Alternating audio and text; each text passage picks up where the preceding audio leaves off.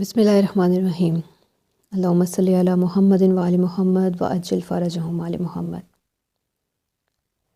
معتمد عباسی خلافت مقبوضہ کے تخت پر بیٹھ گیا۔ اس نے حکومت سنبھالتے ہی اپنے بڑوں کے طرز عمل کو اختیار کرنا اور اپنے بڑوں کے کردار کو پیش کرنا شروع کر دیا تھا، اور دل سے اس چیز کی کوشش شروع کر دی کہ آل محمد کے وجود سے زمین خالی ہو جائے۔ جیسے ہی معتمد عباسی نے حکومت کی باغ دوڑ اپنے ہاتھوں میں لی تو ملک بغاوت کا شکار ہو گیا تھا، لیکن پھر بھی اپنے وظیفے اور اپنے مشن سے غافل نہیں رہا۔ اس نے حکم دیا کہ عہد حاضر میں خاندان رسالت کی یادگار یعنی حضرت امام حسن عسکری علیہ السلام کو قید کر دیا جائے اور انہیں قید میں کسی قسم کا سکون نہ دیا جائے۔ حکم حاکم مرگ مفاجات، آخر امام علیہ السلام بلا جرم و خطا آزاد فضا سے قید خانے میں پہنچا دیے گئے۔ اس وقت بھی جس مقام کی آپ زیارت کر رہے ہیں یہ قید خانہ حضرت امام حسن عسکری علیہ السلام ہے۔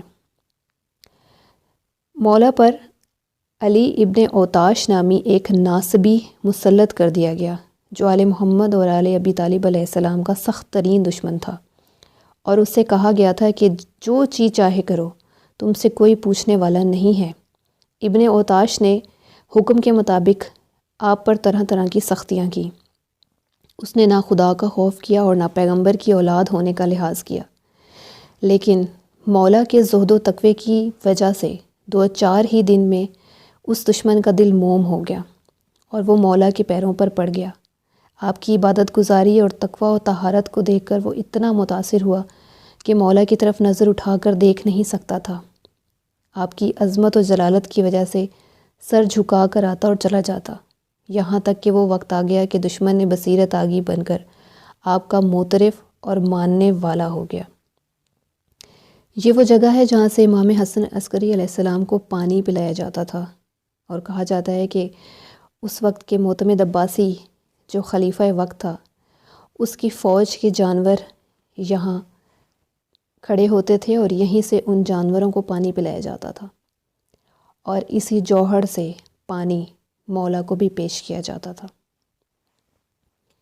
ابن ہاشم داؤد بن قاسم کا بیان ہے کہ میں اور میرے ہمراہ حسن بن محمد الثقفی اور محمد بن ابراہیم عمری اور دیگر بہت سے حضرات اس قید خانے میں جہاں مولا قید تھے وہاں جرم کی سزا بھگت رہے تھے کہ اچانک ہمیں معلوم ہوا کہ ہمارے امام زمانہ یعنی حضرت امام حسن عسکری علیہ السلام تشریف لا رہے ہیں۔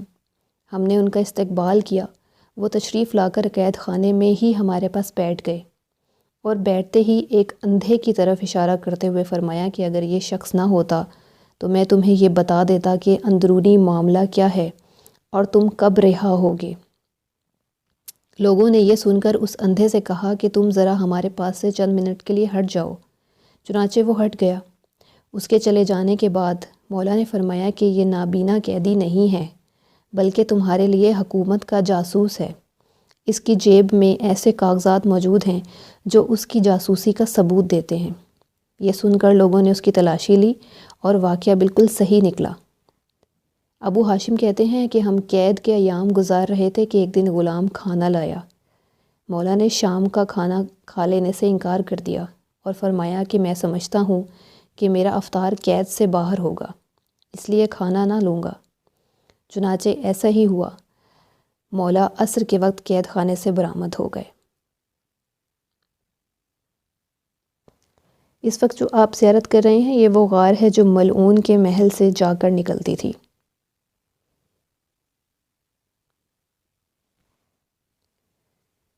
مولا امام حسن عسکری علیہ السلام قید و بند کی زندگی گزارنے کے دوران ایک دن اپنے خادم ابو الادیان سے ارشاد فرماتے ہوئے کہتے ہیں کہ تم جب اپنے سفر مدائن سے 15 دن کے بعد پلٹو گے تو میرے گھر سے آہو بکا کی آواز آتی ہوگی۔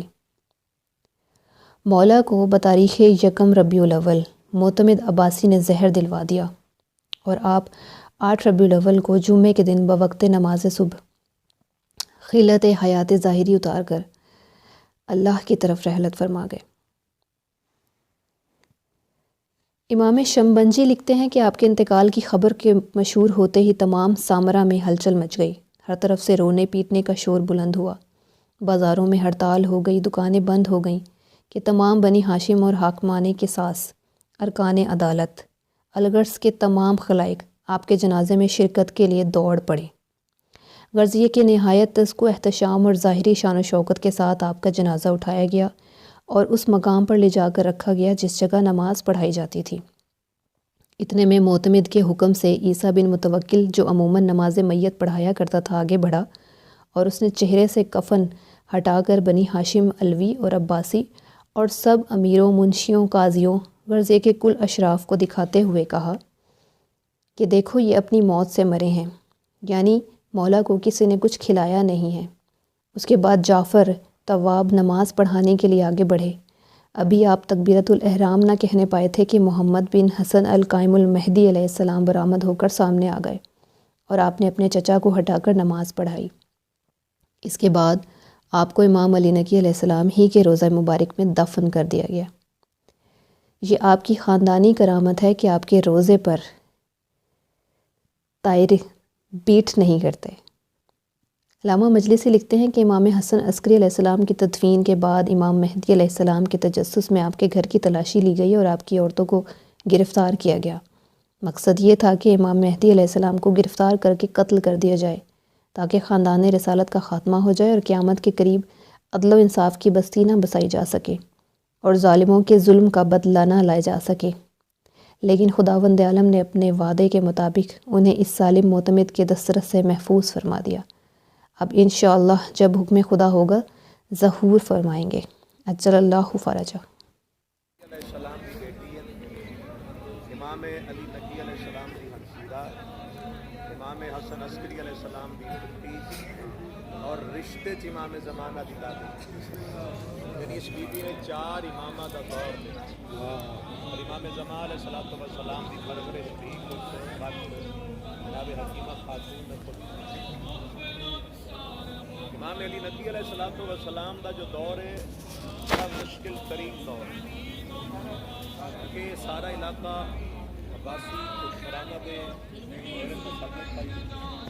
مشکل ہر ممکن کوشش کر رہی ہے کہ کسی نہ کسی طریقے نور امامت کو بجھا دیا، کیونکہ جس چراغ میں خود خدا نے روشن کیا دنیا داراں دے آنکھیں لگی وہ چراغ بجھ امام علی نقی علیہ السلام نے اپنے دور بہت زیادہ ہی مشکلات اور مولا علی نقی علیہ السلام کے دور کے مولا دا بہت ہی بے مثال موجود ہے۔ ذرا غور نہ سماجی امام علی نقی علیہ السلام کے دور ایک عورت نے متوکل کے دربار جا کے یہ اعلان کر دیتا کہ میں زینب بنت علی سکے کہ زینب بنت علی میں متوکل نے آکے کہ تم جھوٹ بول رہی ہیں کیونکہ جناب زینب بنت علی نو تو دنیا تو گیا ہے کافی عرصہ ہو گیا مدت گزر اس کہ نہیں میں اس کہ اگر کیوں ہے پھر تو ضعیف ہونا چاہیے تو جوان عورت بڑی تیز ہے اس کہ نہیں میں نے رسول خدا نے دعا دیتی ہے کہ ہر 40 سال کے بعد تیری ضعیفی جیڑی وہ جوانی پلٹ لہذا وہ زینب بنت علی اس نے شور مچا دیتا زینب بنت علی نے پورے دربار سکتا تاریخ میرے بسم اللہ پورے دربار سکتا تاریخ اس لیے اس نے دیکھا بھی میرے کو جواب نہیں تو چیخ پیا تو جھوٹا ثابت ایک میرے مولا کا نمائندہ دربار بیٹھے اس نے بڑا خوبصورت جواب دیا کہ اگر اس سے جھوٹا ثابت کرنا ہے تو پھر سچوں کے دروازے پہ جانا سبحان اللہ کسی سچے کو دربار میں لے کے آؤ جسے جھوٹا تھا اس کہ کون سچے اس کہ وہی سچے جو مباہلے نہیں متوکل غصے جا کے اسے چپ کر کے بیٹھ جا مباہلے رسول گئے جناب علی گئے جناب سیدہ مولا حسن مولا حسین گئے نہ رسول ہیں نہ علی ہیں جناب سیدہ نہیں مولا حسن نہیں مولا حسین نہیں وہ جڑا مولا کا نمائندہ ہی اس نے اگلی گل کی جو اسے کہ اگر وہ نہیں تو ان کی صداقت کا ایک گواہ آج بھی موجود ہے اس سکے کون ہو سکے حضرت امام علی نقی علیہ السلام تیرے قید خانے میں موجود ہے. ویسے مولا دے جوار بیٹھے ہوئے اللہ کھڑا چاہنا مشکل پہ جائے تو پھر مولا علی یاد ضرور آتا. بے شک مشکل آ جائے تو علی یاد ضرور آتا. علی بھی اور علی کی اولاد بھی یاد ہو سکے. جاؤ امام علی نقی علیہ السلام نو قید خانے تو کٹ کے جس لے گیا بندہ تو امام علی نقی علیہ السلام کو لے کے آئے. مولا نے فرمایا مجھے کیوں بلایا؟ وہ کہ مولا یہ عورت ہے جو کہتی ہے میں زینب